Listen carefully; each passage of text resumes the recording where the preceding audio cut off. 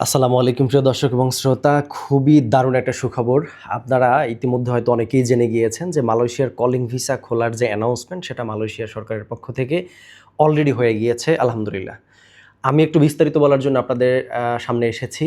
আপনারা যারা ইতিমধ্যে জেনেছেন যে মালয়েশিয়া সরকার ইতিমধ্যে 25টা রিক্রুটিং লাইসেন্স এজেন্সির তালিকা প্রকাশ করেছে। এখানে যেমনটা দেখতে পাচ্ছেন, আমি স্ক্রিনে একপাশে দিয়ে দেওয়ার চেষ্টা করব, আপনারা দেখে নেবেন।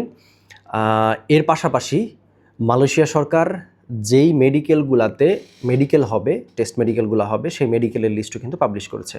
সেখানে এখন পর্যন্ত 40টি মেডিকেলের লিস্ট কিন্তু এসেছে। এটা প্রতিনিয়ত যোগ হচ্ছে, আপনারা চেক করে নেবেন।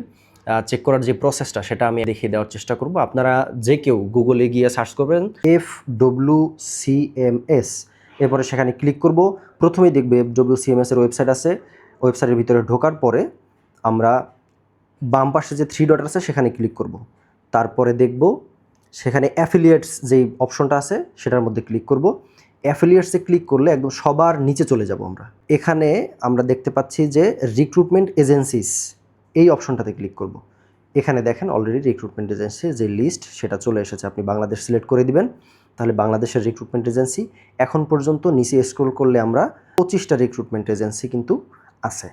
এর পরবর্তীতে আরও এখানে যুক্ত হবে এই 25টা রিক্রুটমেন্ট এজেন্সির আন্ডারে, আবার প্রত্যেকটার আন্ডারে 10টা করে রিক্রুটমেন্ট এজেন্সি যুক্ত হবে। তার মানে 250টা নতুন করে রিক্রুটমেন্ট এজেন্সি এই তালিকায় যুক্ত হবে।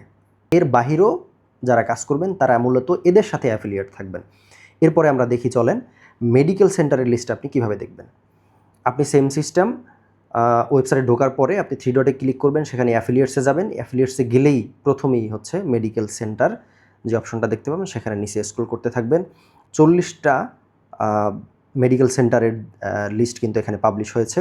আপনি এখানে ঠিকানা, তাদের নাম, সব কিছু বিস্তারিত এখানে পাবেন। এই লিস্টের বাহিরে কোনো মেডিকেল থেকে আপনি যদি মেডিকেল করান সেটা কিন্তু অ্যাপ্রুভ হবে না, এবং সেটা কিন্তু আসলে কোনো কাজেই লাগবে না। সো মেডিকেল করানোর ক্ষেত্রে অবশ্যই আপনি দেখে নেবেন যেটা FWCMS এর ওয়েবসাইটে আছে কিনা তাদের নাম। আপনারা যারা দীর্ঘদিন থেকে মালয়েশিয়া যাওয়ার জন্য অপেক্ষা করছিলেন, এবং আমরা আপনাদেরকে ধৈর্য ধরতে বলছিলাম যে মালয়েশিয়া সরকারের পক্ষ থেকে পরিপূর্ণ ঘোষণা না আসার আগ পর্যন্ত আপনারা কারোর সাথে লেনদেন করবেন না, কোনো ধরনের মেডিকেল করবেন না, তাদের অপেক্ষার প্রহর শেষ হয়েছে। আমাদের কথার উপরে যারা আস্থা রেখেছেন তাদের প্রতি অনেক অনেক কৃতজ্ঞতা। আসলে এই আস্থা রাখার মধ্যে দিয়ে আপনারাই লাভবান হয়েছেন। আমরা আপনাদেরকে বলবো, এখন আর দেরি না করে আপনারা মানসিকভাবে প্রস্তুতি নিয়ে নিন, আর্থিকভাবে প্রস্তুতি নিয়ে নিন। আপনারা পাসপোর্ট রেডি করেন, আপনারা 3 দিনের ট্রেনিং করার জন্য প্রস্তুতি নিন, মেডিকেলের জন্য প্রস্তুতি নিন। সো মেডিকেলের লিস্ট আপডেট হচ্ছে, সিন্ডিকেট মিটিং চলমান।